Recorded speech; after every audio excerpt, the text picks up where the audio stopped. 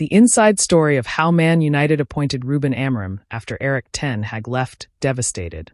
The new Manchester United chief executive, Omar Barada, sacked Erik Ten Hag on Monday morning and then boarded a flight to Lisbon to tell Sporting face-to-face that United wanted their manager Ruben Amorim, and they wanted him as soon as possible. That morning, Barada, who officially joined United on July 13th, and his new sporting director, Dan Ashworth, had dismissed Ten Hag. The Dutchman had lasted 2 years, 6 months, and 7 days at Old Trafford. The settlement was generous, but that meant little to Ten Hag.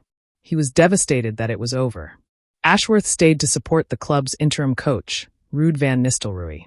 In Lisbon, Barada met Sporting's president, Frederico Varandas, and its sporting director, Hugo Viano, who was also on his way to Manchester City. Amorim had told them that he wanted the United job, so negotiations were opened over the terms of his departure. A €10 million, £8.4 million, release clause was payable and a 30-day notice period was in place. Sporting proposed an additional €5 million fee to release Amorim after the club's games against Manchester City, in the Champions League, and the 39-year-old's former club, Braga, in the Portuguese league on November 10th. United countered with an extra €1 million to €11 million in total to take him immediately. The clubs eventually settled on that fee for Amorim's release on November 11th. Barada flew back on Tuesday night.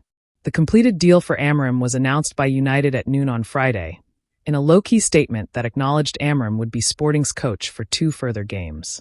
In addition, he will conduct an official UEFA press conference as Sporting manager in Lisbon on Monday for many of the same Manchester media.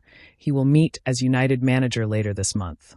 It was an awkward situation, but it was Sporting's wish he saw out the 2 final games.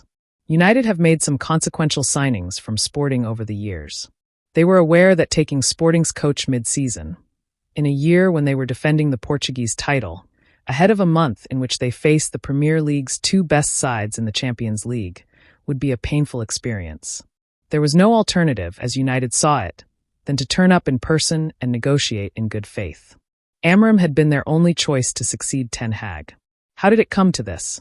Just 116 days after United exercised the option of a 1-year contract extension for Ten Hag after a prolonged period of uncertainty, the Dutchman was dismissed for reasons that were often evident during most of last year and long periods of this one. Ten Hag left United with 2 trophies, one in each of his 2 full seasons, a 3rd-place finish in the first of those, and some themes that had haunted him consistently. United's league form tells the story. 22 defeats from 61 games after their League Cup win in February 2022 and 82 goals conceded, equal to those scored. Their 8th place last season was the club's worst finish in the Premier League. If Ten Hag was the wrong man now, why did United back him in June? The short answer: the club did not feel ready for change then. Ten Hag's new contract was announced on July 4th. Barada did not start in his role for another 9 days and Ashworth would come later. Both had leave periods agreed with their former clubs, City and Newcastle United respectively. How much that restricted their informal involvement is hard to say. What is not in doubt is that neither were at Carrington or United, so they could not take the temperature at the training ground or among the players. In short, neither could do their jobs properly, whatever views they might have formed from afar. Of the new leadership team, only Jason Wilcox, who joined officially from Southampton on April 19th, was in position by the end of June. Ineos, under the leadership of Sir Jim Ratcliffe and Sir Dave Brailsford, had engaged in conversations with potential managerial recruits in the weeks before. That was regarded as an emergency exercise to ensure they did not miss out on an outstanding candidate during a summer in which many big clubs were in the market for managers. Whatever the logic, it certainly looked messy from the outside. That was the price Ineos paid for exploring alternatives to Ten Hag. While it looked dire for Ten Hag, the reality at the club was different and played in his favor.